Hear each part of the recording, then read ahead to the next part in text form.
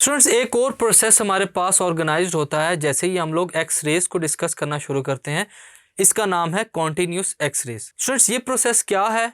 हमारे पास सिंपल उसी तरह क्या होगी, इसमें ट्रांजिशन होगी। इलेक्ट्रॉन को जो क्या किया जाएगा स्टूडेंट्स, अपने शेल से, अपने रिलेटेड ऑर्बिट से, स्टेबल ऑर्बिट से निकाला जाएगा। एक और प्रोसेस जो हमारे पास वो क्या कहलाता है, कॉन्टिन्यूस एक्स रेज का। इसमें हम लोग कंसीडर करते हैं स्टूडेंट्स कि एक इलेक्ट्रॉन ट्रैवल कर रहा है टुवर्ड्स द टारगेट, यानी कि न्यूक्लियस की तरफ वो टारगेट किया हुआ है।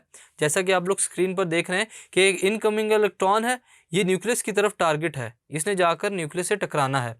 एक्सरेज ट्यूब के अंदर जो इंसिडेंट इलेक्ट्रॉन होगा स्टूडेंट्स, उसकी जो कूलम इंटरेक्शन है ऑर्बिटल इलेक्ट्रॉन्स के साथ वो बहुत ही ज़्यादा होगी, और इसके साथ साथ ऑर्बिटल इलेक्ट्रॉन्स के साथ साथ वो इंटरेक्शन करेगा किसके साथ, पॉजिटिव न्यूक्लियस के साथ।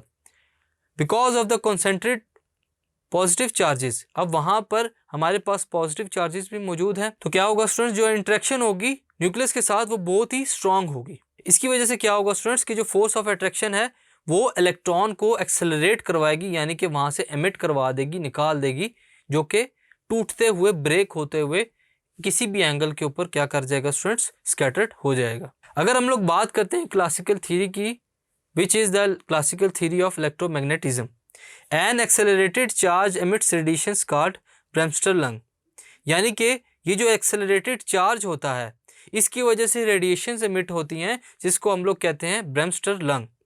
एक जर्मन वर्ड है जिसका मतलब है ब्रेकिंग रेडिएशंस, यानी कि जैसे ही टारगेट इलेक्ट्रॉन न्यूक्लियस के साथ टकराएगा और एक इलेक्ट्रॉन को डिफ्लेक्ट करवाएगा किसी भी एंगल के ऊपर, तो वहाँ से जो रेडिएशंस निकलेगी स्टूडेंट्स, उसको हम लोग कहते हैं ब्रेमस्टन लंग, जिसका मतलब है ब्रेकिंग रेडिएशंस। और इसी ब्रेमस्टन लंग ब्रेकिंग रेडिएशंस को हम लोग कहते हैं students continuous X rays. So students, ये हमारे पास कॉन्टिन्यूस एक्स रेज, जिसमें हम लोगों ने देखा कि कॉम्पटन इफेक्ट को यूज़ करते हुए जैसे ही इलेक्ट्रॉन जो है टारगेट के साथ टकराता है तो वहाँ पर एक एनर्जी एमिट होती है। Thank you.